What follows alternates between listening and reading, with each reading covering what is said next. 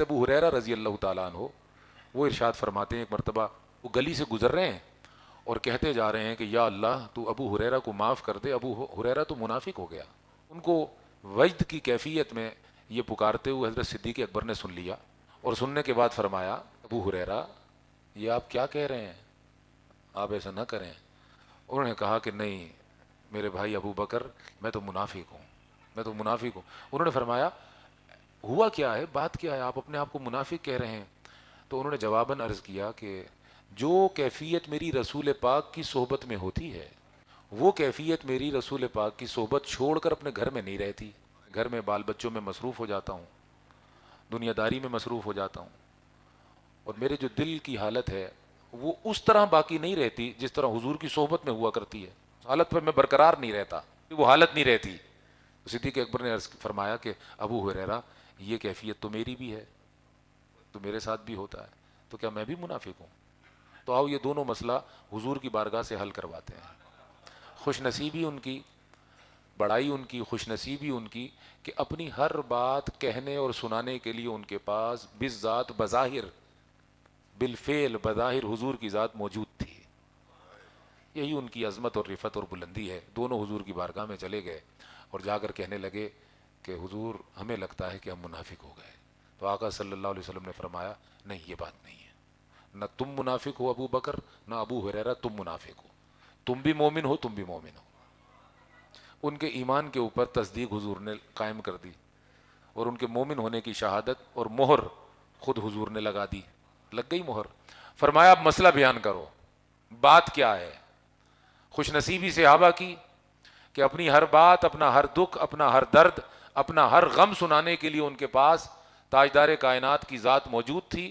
وہ صبح بھی آ جاتے تھے، شام کو بھی آ جاتے تھے، دن کو بھی آ جاتے تھے، رات کو بھی آ جاتے تھے، خوش ہوتے تھے تو آ جاتے تھے، اور اگر غم کی کیفیت اور پریشانی ہوتی تھی تب بھی آ جاتے تھے۔ فرمایا کہ مجھے بتاؤ کہ تمہارے ساتھ معاملہ کیا ہے، کیوں رو رہے ہو؟ عرض کیا آپ کے ساتھ ہوتے ہیں تو کچھ اور ہوتے ہیں، جب آپ سے الگ ہو جاتے ہیں تو کیفیت بدل جاتی ہے، ہمیں لگتا ہے کہ ہم منافق ہو گئے، وہ حال برقرار نہیں رہتا جو آپ کے پاس رہتا ہے۔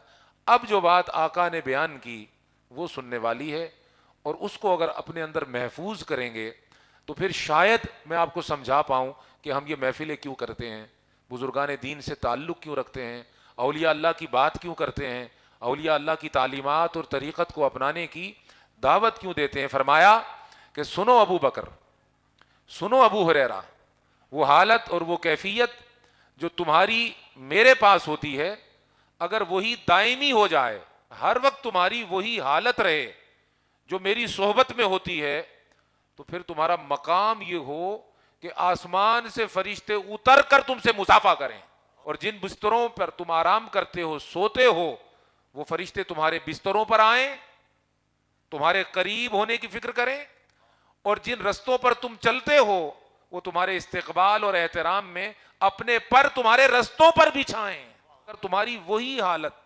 دائمی ہو جائے جو میرے پاس ہوتی ہے، تو یہ تو حضور کی صحبت سے حاصل ہونے والا نفع ہے، حاصل ہونے والا فیض ہے، حاصل ہونے والا کرم ہے، اور یہ تو حضور کی مہربانی ہے کہ جو حضور کے قریب ہوتا ہے حضور اسے نور سے اتنا بھر دیتے ہیں کہ نوری فرشتہ بھی چاہتا ہے کہ اب میں نیچے اتر کر اس سے مصافحہ کروں، جو تھا تو مٹی کا مگر نور محمدی نے اسے نور بنا دیا ہے۔ مٹی تھا مگر اس کی مادیت کو نورانیت میں تبدیل کر دیا ہے۔ تو شب خواجہ میں آنے والوں ایک بات یہاں چلتے چلتے لیتے چلو کہ حضور کی صحبت کا یہ اثر اور کرم ہے۔